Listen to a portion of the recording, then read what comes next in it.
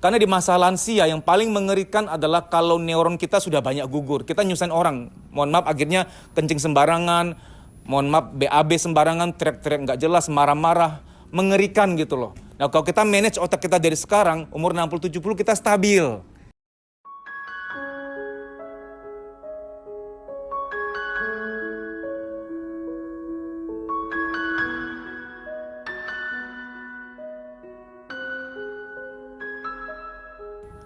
Baik, di video kali ini saya ingin membahas mengenai bagaimana menjaga otak kita tetap awet.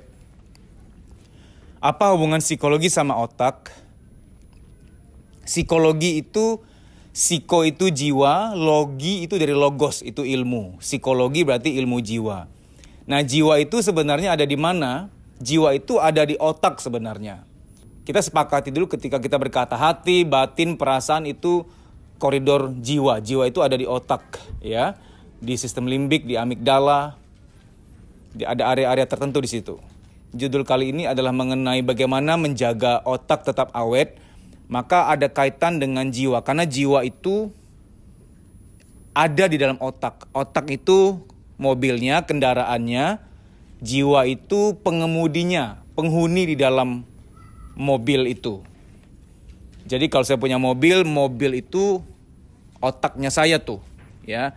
Mobil itu kendaraannya, ya. Hardware-nya.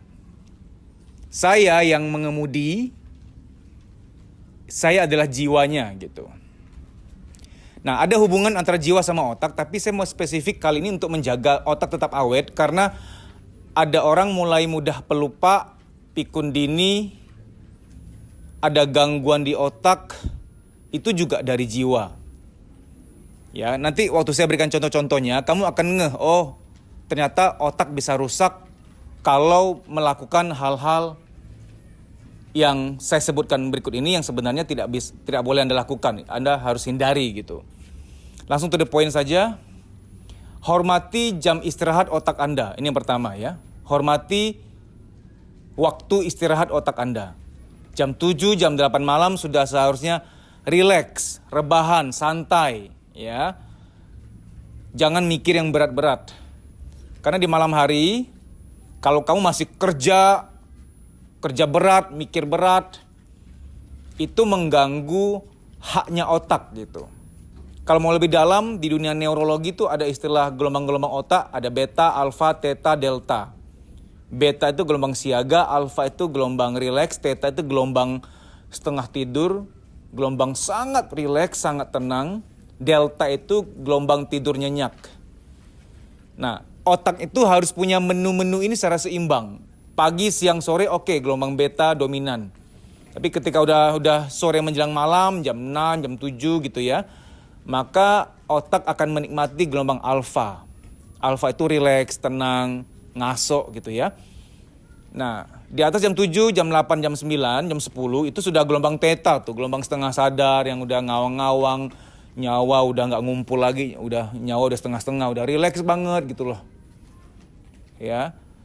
Itu biasanya kalau sama pasangan atau sama anak dalam ilmu parenting atau ilmu psikologi relationship itu biasanya ada namanya pillow talk. Pillow talk tuh ngobrol yang ringan, ngobrol tentang kasih sayang, ya curhat-curhatan dengan anggota keluarga.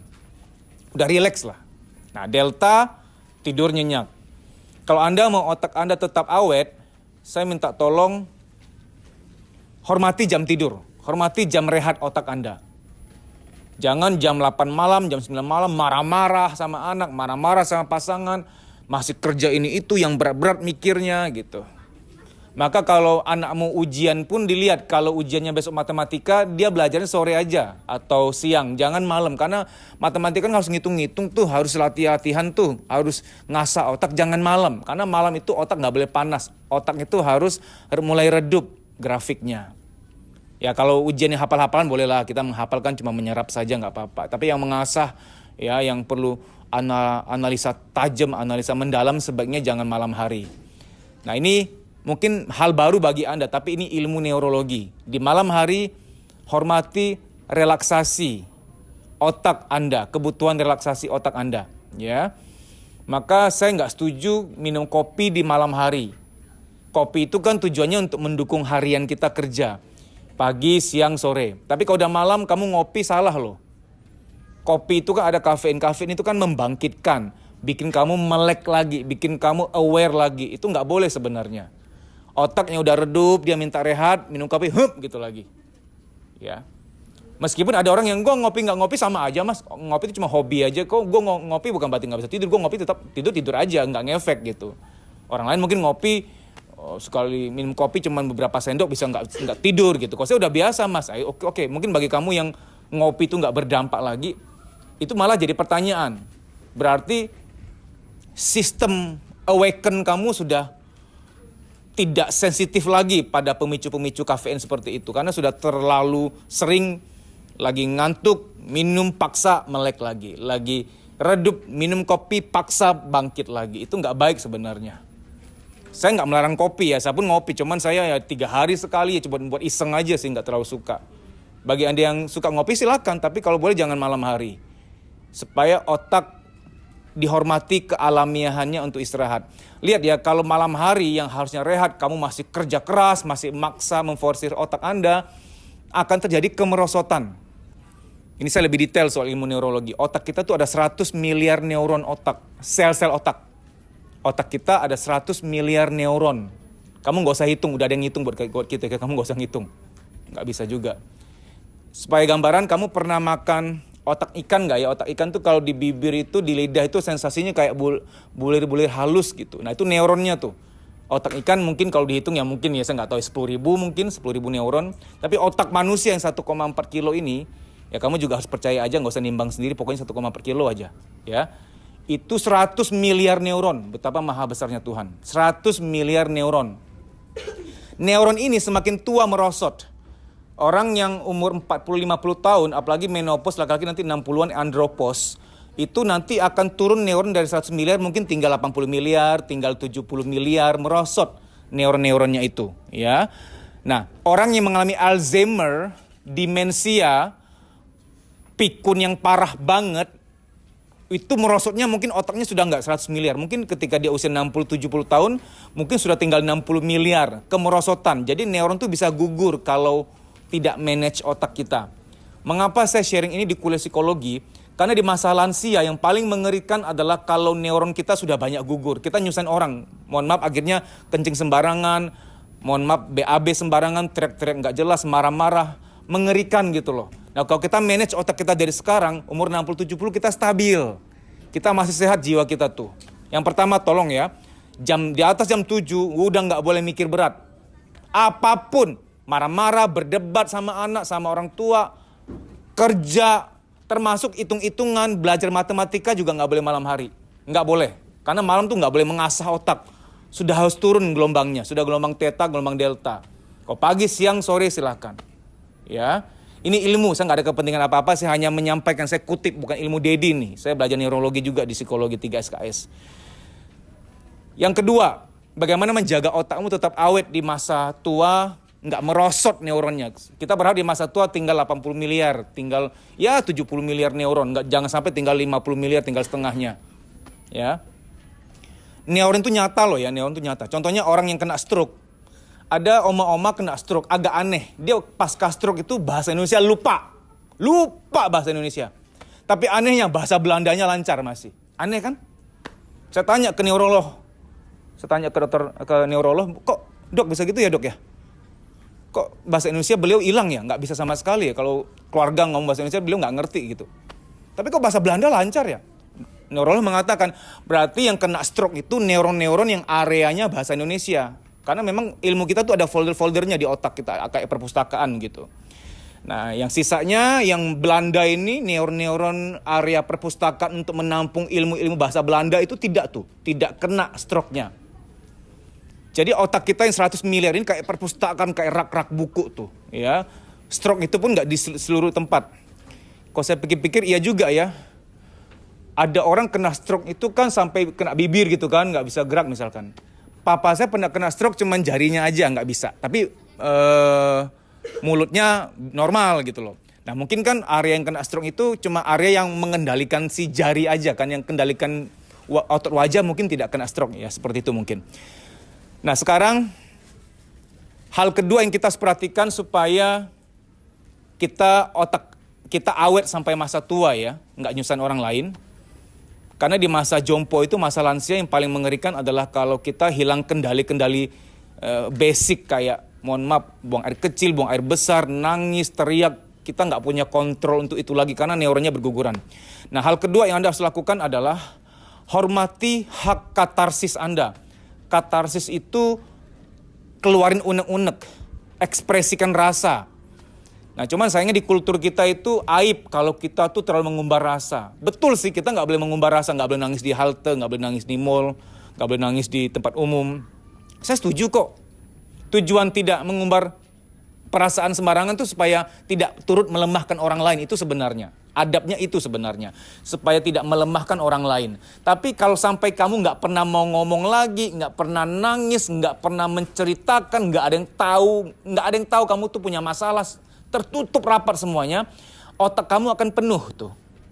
Nah otak kalau kepenuhan, itu akan berat kerjanya. Saya berikan gambaran ya. Saya dulu pernah punya laptop, saya pikir rusak.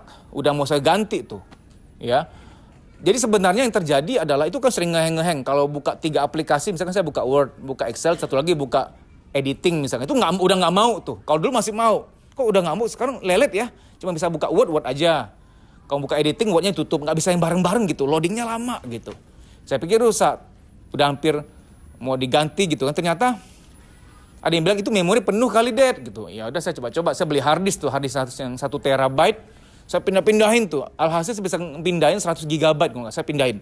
Pasca saya pindahin jadi ringan tuh laptop tuh. Nah sebelum saya pindahin, setiap kali mau loading yang lagi penuh tuh mendesis.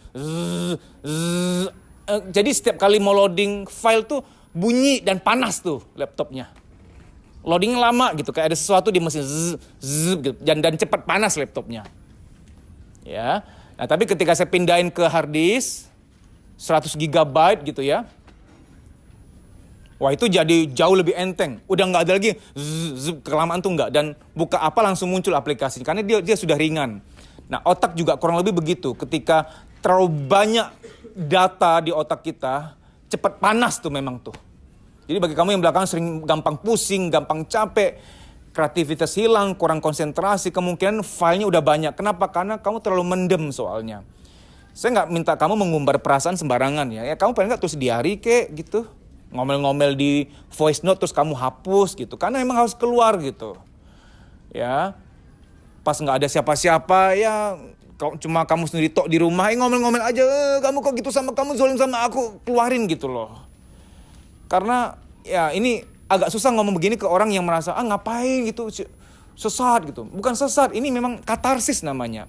Konversi emosi dikeluarkan.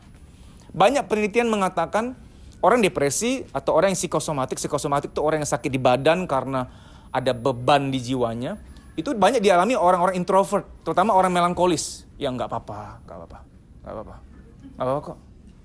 Itu yang bahaya gitu loh. Ya, kelihatannya sih cool gitu, padahal kulkas isinya banyak. Jadi nomor 2 ya, tolong supaya otak kamu awet sampai masa tua, mendem jangan kebanyakan, mendem jangan kelamaan, karena itu nggak bagus buat otak kamu. Karena otak kalau cepat panas, gampang marah. Lihat dia orang yang banyak mendem pasti mudah marah. Digigit nyamuk aja luka batin. Kita nggak balas WA ya dia 3 jam tuh. Lu sombong banget lihat.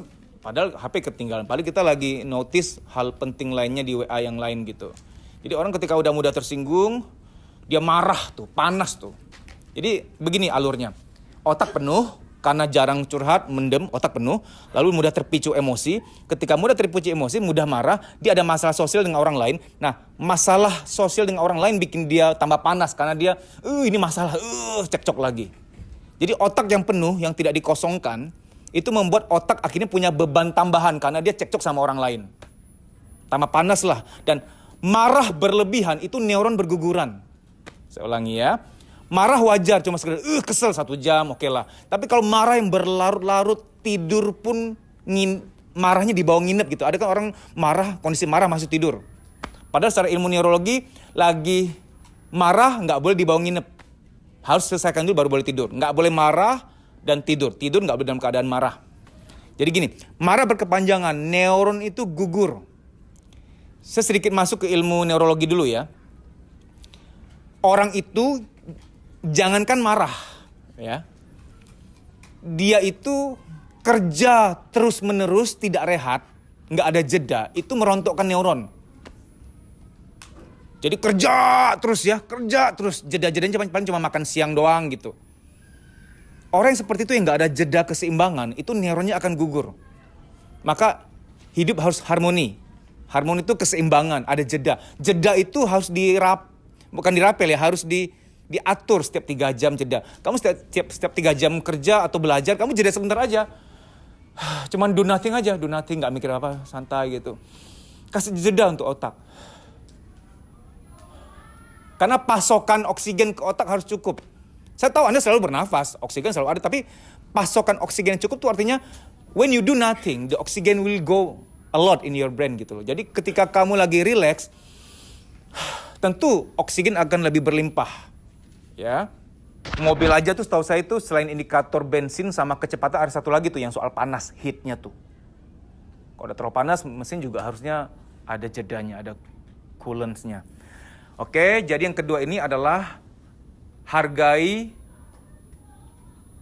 hak-hak kamu untuk mencurahkan sampah. Nggak ada yang bisa aku percaya mas, nanti malah ember kemana-mana. Nulis diary. Ketika nggak ada orang di rumah, ngomel-ngomel sendiri. Nggak apa-apa, kenapa sih dia tega banget? Keluarin gemes-gemes kamu, greget-greget kamu tuh keluarin. Kalau nggak begitu, penuh nanti otak kamu. Ya. Sekarang yang ketiga, supaya menjaga otak tetap awet, menyanyilah. Ada banyak penelitian menyebutkan bahwa menyanyi itu menyehatkan otak. Tapi mas, suara gue jelek, gue nyanyi aja orang luka batin, gimana dong? Kan nggak perlu orang dengar kamu nyanyi, di WC kan bisa. Kamu ke Gua Dugong nyanyi nggak apa-apa. Yang nggak ada orang nyanyi aja, tapi nyanyi yang kamu enjoy ya. Nyanyi yang kamu suka gitu. Tapi hati-hati juga kalau karaoke itu lihat juga liriknya, ada banyak lirik yang nggak bermanfaat. Ingat, lirik itu sugesti. Ada banyak penyanyi, saya nggak usah sebut namanya, nggak etis. Pasca dia nyanyiin itu, kemudian hidupnya mirip kayak lirik yang dia nyanyiin. Saya malah mikir dalam hati, kalau dia nggak nyanyi mungkin nggak kejadian kali. Persis, ada 3 orang penyanyi, persis terkenal 3 orang penyanyi ini. Pasca nyanyiin lagu itu, hidupnya mirip kayak lirik yang dinyanyikan tersebut. Oke, pilih nyanyian lagu-lagu yang kamu sukai dan liriknya tuh netral lah ya, nggak yang terlalu, bukan lirik yang bikin down, lirik yang bikin mendalam dalam kejatuhan gitu. Kan ada lagu-lagu cinta yang menggambarkan jatuh, terpuruk banget, hancur lah segala macam, itu jangan dinyanyiin. Oke, sekarang saya ingin kamu seriuskan soal menyanyi ya. Menyanyi ini memang senandung-senandung itu, musik-musik itu memanjakan otak. Jadi lagu yang menarik bagi kamu itu membuat otak kamu tuh enjoy, itu entertainment untuk otak kamu. Ya.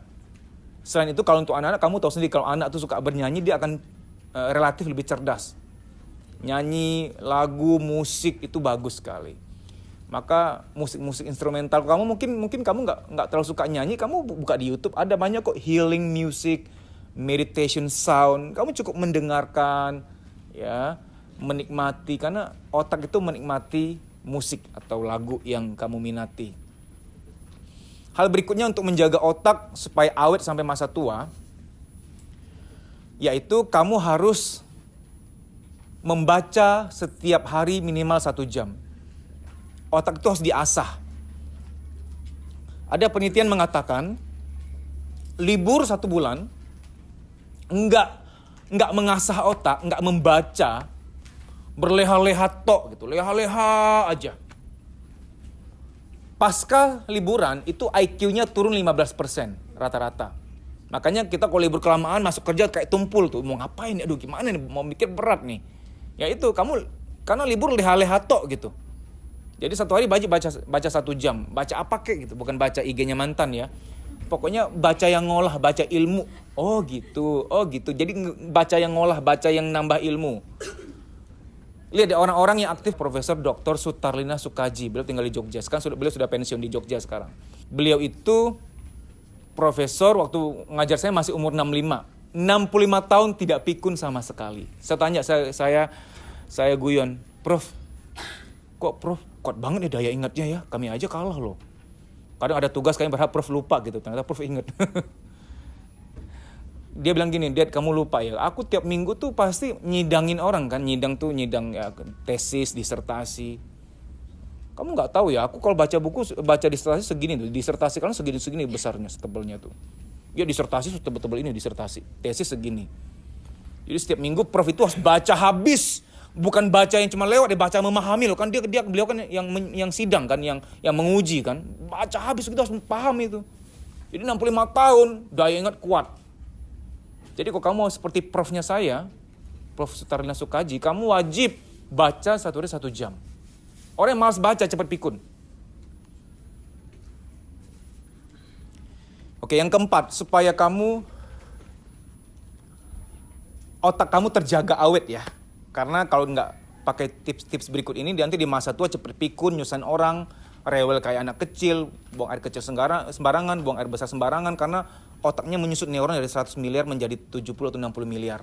Karena neuron itu akan berguguran kalau ada terjadi kerusakan atau kepanasan atau tidak diasahnya otak.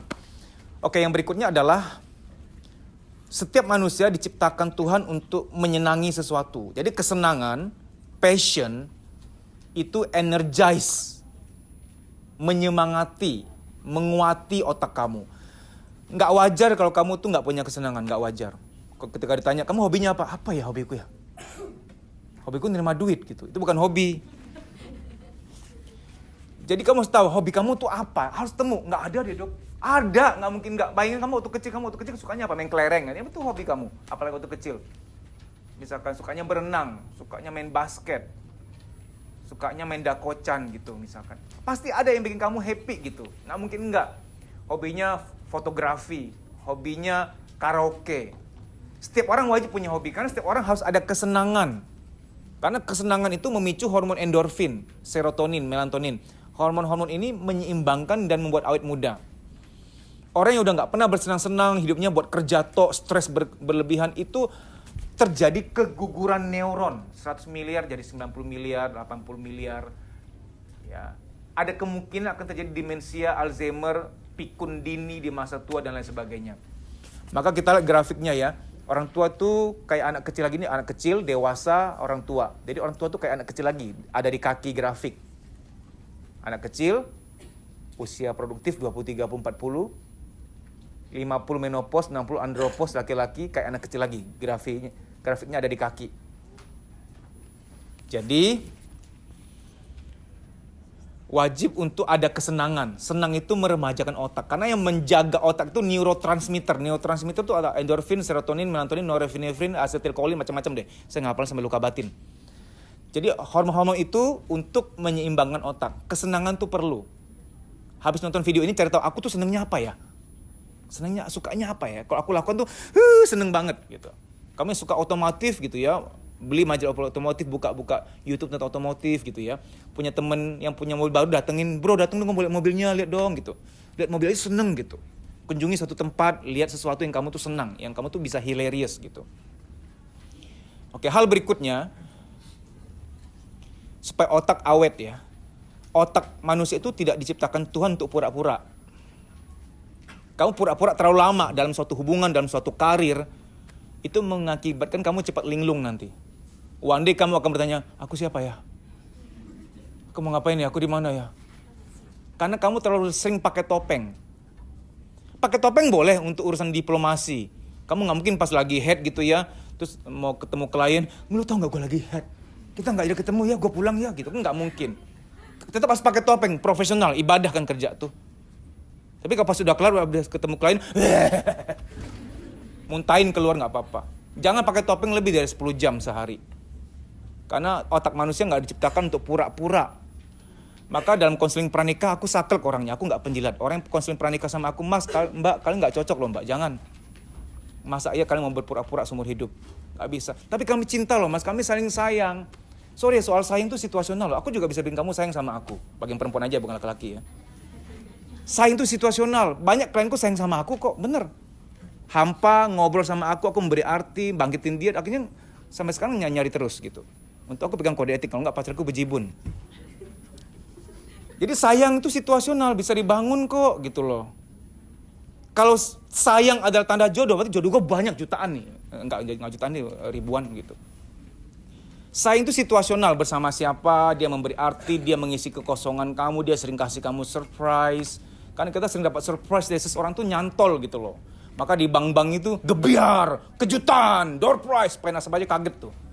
Karena kaget tuh memasukkan ke dalam soalnya. Dan para playboy tahu ilmu ini.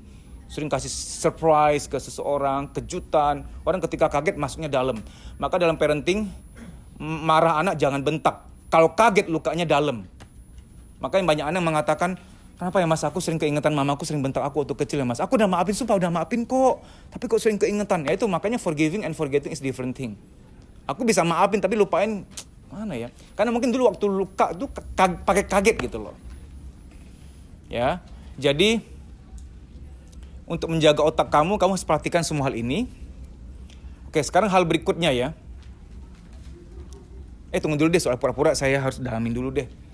Kamu mau menikah nih, kamu tuh nggak benar-benar merasa bisa sayang sama dia gitu loh. Ini hanya bagi yang belum menikah loh ya. Yang udah menikah, harap ini tidak pernah ada. Yang belum menikah, kamu nggak yakin bisa sayang dia gitu loh. Hanya sekedar, aku menikah niatnya ibadah lah, jangan deh. Soalnya, iya kalau tumbuh sayangnya nanti, kok nggak tumbuh gimana? Jadi otak manusia itu tidak diciptakan untuk pura-pura. Banyak penyakit di badan, banyak masalah dalam kehidupan, terutama secara biologis dan neurologis yang terjadi karena seseorang berpura-pura. Pura-pura bahagia dalam pekerjaan, pura-pura bahagia dalam menjalin sebuah relationship. Pada akhirnya, itu akan merusak sesuatu di tubuh maupun di otak. Begini ya, di hubungan kamu sekarang, mau menikah dan kamu nggak yakin bisa menyayangi dia, mohon jangan lanjut. Karena itu juga hal yang zolim. Karena kamu, suatu saat kalau kamu ternyata emang nggak bisa menumbuhkan rasa sayang pada dia, itu kamu zolim sama dia, kasihan dia.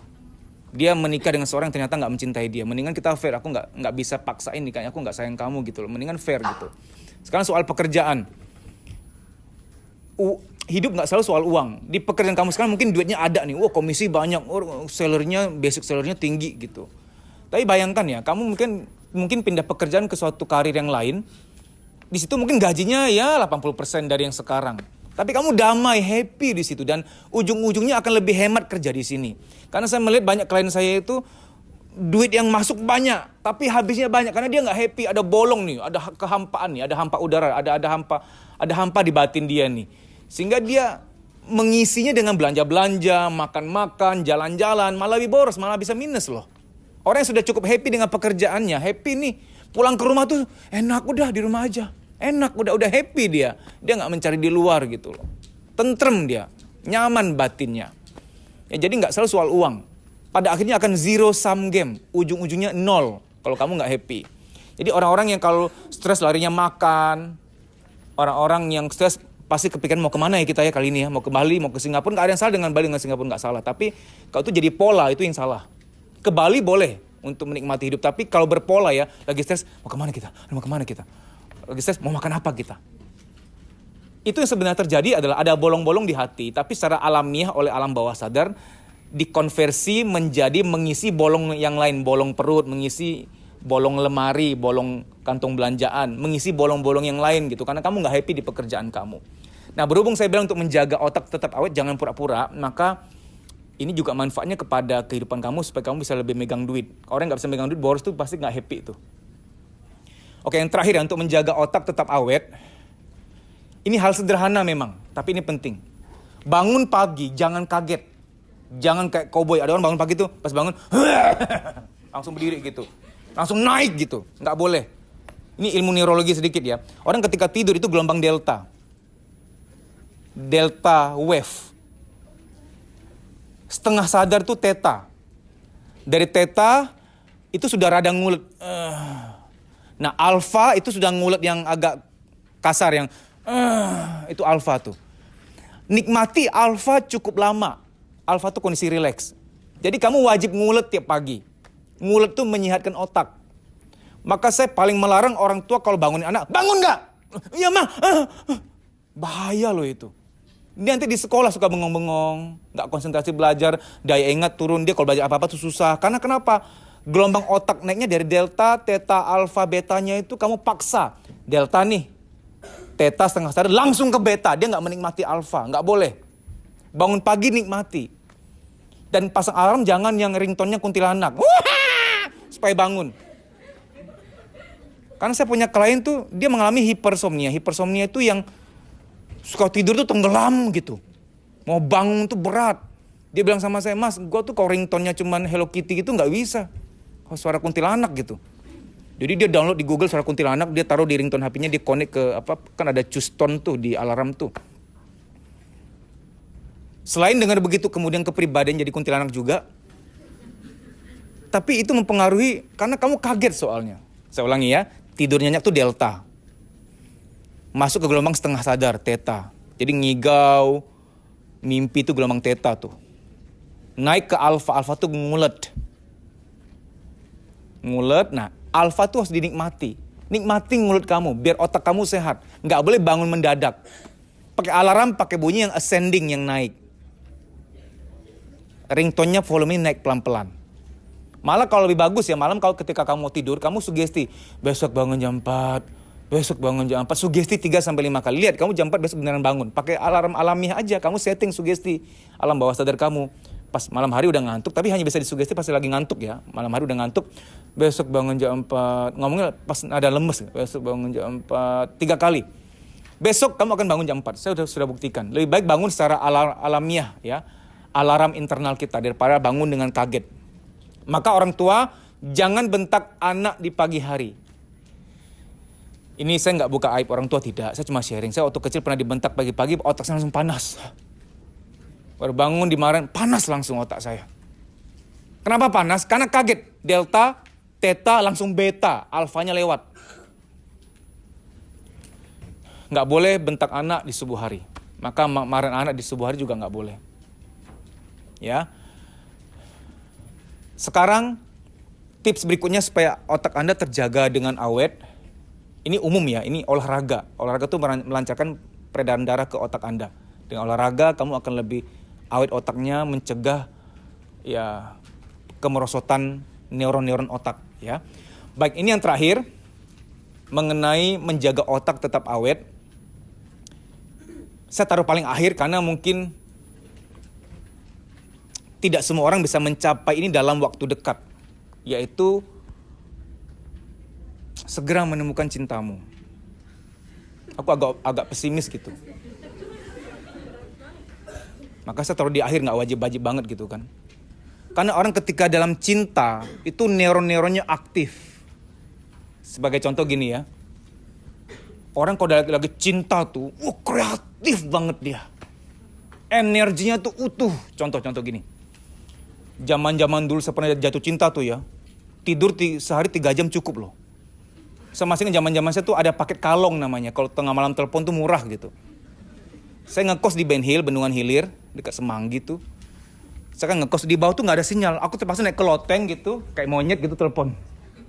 Karena ada sinyal di atas dan ada paket kalung di atas jam 12 tuh murah gitu. Kok nggak salah cuma 3.000 telepon sepuasnya. Kok nggak salah 3.000 ya apa ya? Sampai jam 4 subuh gitu telepon gitu. Nah, jam 12 sampai jam 3 telepon, jam 3 tidur, jam 5 bangun, 2 jam atau 3 jam tuh bangun seger, seger kuat. Jadi ketika dalam kondisi cinta kita seger gitu. Kuliah juga semangat, ide-ide banyak, seger. Tapi ketika lagi tuna asmara, lagi loveless, fakir asmara, itu tuh nggak bisa mikir tuh. Ide nggak keluar, kreativitas nggak ada. Ini berarti membuktikan bahwa ketika kamu dalam cinta, cinta itu energize your brain. Love energizes your brain. Cinta itu memberi energi kepada otak. Kreatif lah. Otakmu akan jadi kreatif, akan daya ingatnya akan bagus gitu loh. Nah, cinta tuh nggak selalu, mungkin kamu nggak bisa temukan cinta secara eros dulu. Cinta eros kan kepada pasangan lawan jenis. Ciptakan cinta-cinta yang lain, misalnya ke panti asuhan, ke panti jompo, angkat seorang nenek jadi nenek angkatmu. Mungkin nggak setiap hari, kamu hanya 2 bulan sekali ketemu dia. Nek, apa kabar? Nenek angkat ceritanya. Kasih cinta, dan waktu dia, Nek sebelum aku pulang peluk aku dong Nek, gitu loh. Kamu merasa dipeluk, apalagi kamu yang kurang figur ayah, kurang figur ibu. Saya sarankan bagi kamu yang kurang figur orang tua, ke panti jompo, datangi seorang kakek atau seorang nenek, Misalkan kamu kurang figur ayah nih, pergi ke panti jompo cari seorang kakek ya yang menurut kamu baik, yang kamu nyaman, yang chemistry-nya cocok. Kamu cerita aja jujur, kayak aku tuh kurang figur ayah. Udah ngobrol panjang pas pamit, kayak sebelum pamit boleh nggak elus aku kayak gitu. Itu kamu dapat cinta gitu loh. Afeksi dari orang tua kepada itu akan menolong kamu gitu. Bagi kamu yang kurang figur ibu, ada nenek-nenek yang chemistry-nya cocok, kamu oke, dia jadi nenek angkatku atau ibu angkatku. Kamu hanya datang 2 bulan sekali ke sana, ngobrol, curhat sama dia juga curhat sama kamu. Pas pulang, nek pegang elus kepalaku dong, aku pengen dielus gitu, peluk aku dong gitu. Itu kamu merasa dicintai gitu loh. Karena nggak bisa dipungkiri, otak ciptaan Tuhan ini bensinnya itu cinta, butuh cinta soalnya. Maka dalam bidang apapun, dalam sekolah, pendidikan guru kepada anak murid, buatlah anakmu cinta kepadamu. Karena kalau muridmu cinta padamu, pelajaran sesulit apapun jadi gampang. Karena cinta tuh. Kita kalau lagi cinta sama seseorang, nyebrangin samudra juga bisa. Tapi kalau udah nggak ada cinta, mulai perhitungan tuh. Dia dandan 5 menit udah mulai marah gitu. Jadi cinta itu membuat kita totalitas gitu ya. Jadi cinta bisa cinta lawan jenis atau cinta orang tua, atau dengan sekedar kamu memberi cinta ke panti asuhan, peluk adik-adik. Saya ke panti asuhan seringnya ke panti asuhan balita. Peluk adik-adik itu, kasih sedekah peluk, melihat mereka terharu, aku peluk tuh, aku merasa memberikan cinta tuh enak rasanya. Ya, karena cinta nanti hubungan dengan hormon endorfin, hormon oksitosin di otak kita. Itu akan membuat otak kita itu awet ya. Baik, demikian tips-tips yang dari awal ini semoga kamu bisa praktikkan dan bisa menjaga otak kamu tetap awet. Mohon subscribe Kuliah Psikologi, buktikan pada dunia bahwa orang-orang yang doyan ilmu psikologi juga banyak. Nggak cuma channel yang prank-prank saja yang subscribernya banyak. Terima kasih ya buat dukungannya.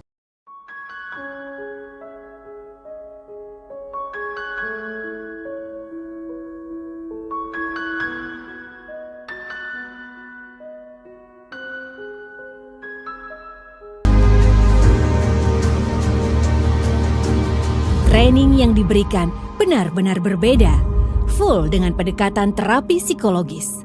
Dedi Susanto sangat meyakini bahwa di saat seperti ini, motivasi saja tidak cukup, sangat membutuhkan terapi psikologis. Orang yang banyak beban kehidupan dan yang menyimpan banyak kesedihan terpendam dari masa kecil tidak akan mengalami perubahan apa-apa apabila hanya dimotivasi saja. Sangat memerlukan terapi psikologis. Terapi psikologis akan membawa perubahan yang sangat luar biasa. Sehingga basic dari training yang Dedi Susanto sering selenggarakan selalu dipenuhi dengan terapi-terapi psikologis yang melegakan batin. Batin yang lega akan berdampak sangat positif pada kebahagiaan, kesehatan, dan rejeki.